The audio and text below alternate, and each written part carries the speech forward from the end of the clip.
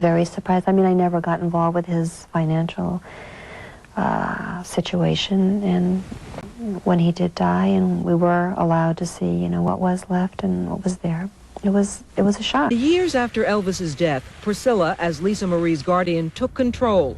She successfully fought for state legislation to ban the profiteers.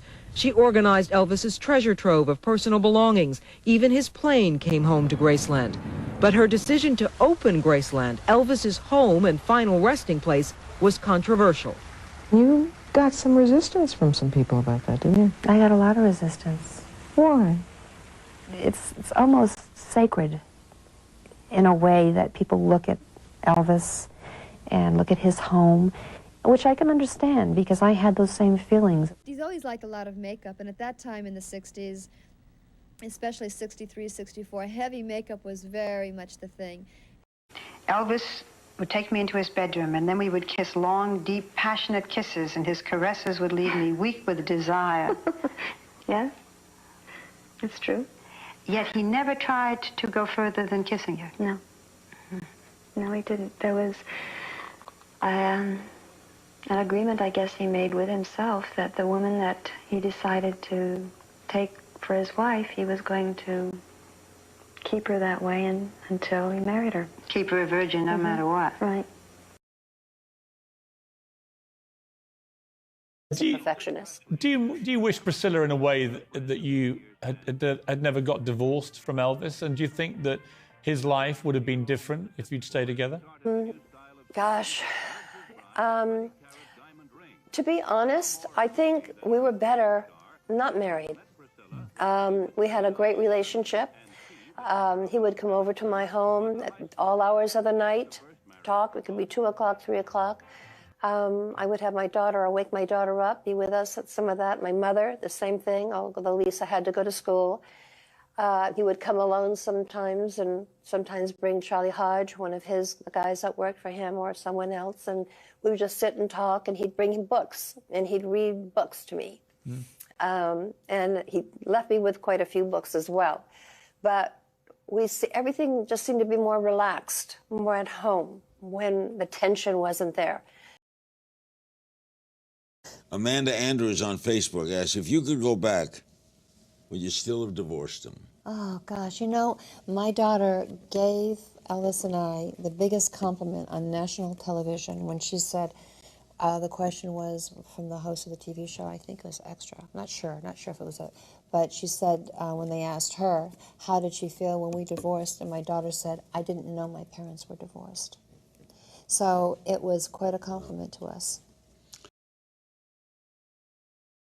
I wanted to be with him, because if I left him again, that fear always came in. I'm going to lose him. You wrote in your book that one of your greatest worries was about his co-star, Anne Margaret. Yes, that's true. I knew there was an affair. And if you confronted him? If I confronted him, he'd deny it. Or get mad? Well, that's usually what happens when you're caught. So you live with that? Yes. You wrote, Elvis controlled your looks, your clothes, your hair, your makeup. He controlled you totally. Is that accurate? Mm-hmm. I was definitely under a spell of what I thought was love. And I had to take responsibility for that, too. I knew nothing else. I had nothing else. I had no experience, not even in life, but with other people. You always here at Graceland have a big staff? Yes, we did. We had a staff, in fact... This is not a huge house. It's a nice size house. It's a nice size house, but you have to remember, when he bought it in 1957, this was an incredible home. It was a mansion and like a plantation. What did it cost? What did it cost? About $100,000. Very expensive. Let's head to the kitchen. we had some great meals here. This was really the focus of all of our gatherings. Had good cook? Oh my goodness, yes, good Southern meals. Absolutely. I love this kitchen. This was for its time. This is an incredible kitchen. And this was an actual working kitchen. I mean, this place was packed all the time. We had cook full-time, cooking all the time. Oddly enough, he really hadn't changed that much. He still enjoyed the companionship of his family and friends at dinner time.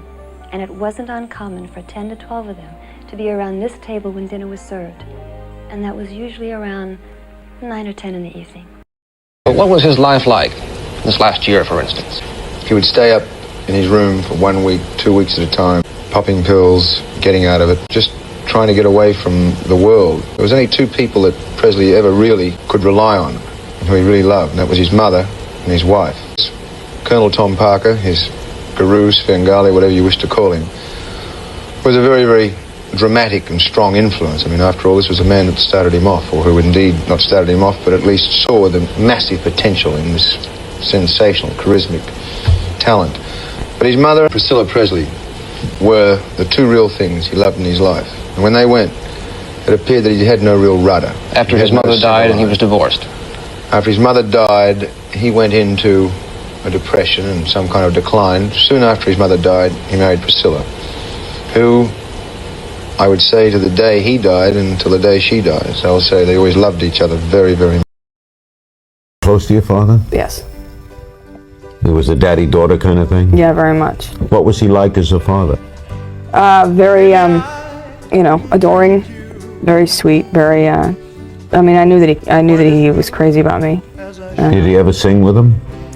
Not with, he'd have me sing for him on the table, or, you know, sing. Put you up on a table and have you sing? Yeah.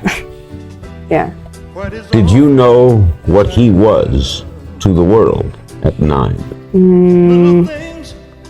Yeah, I you know, in some weird way, I definitely got sort of grooved into the whole idea early on.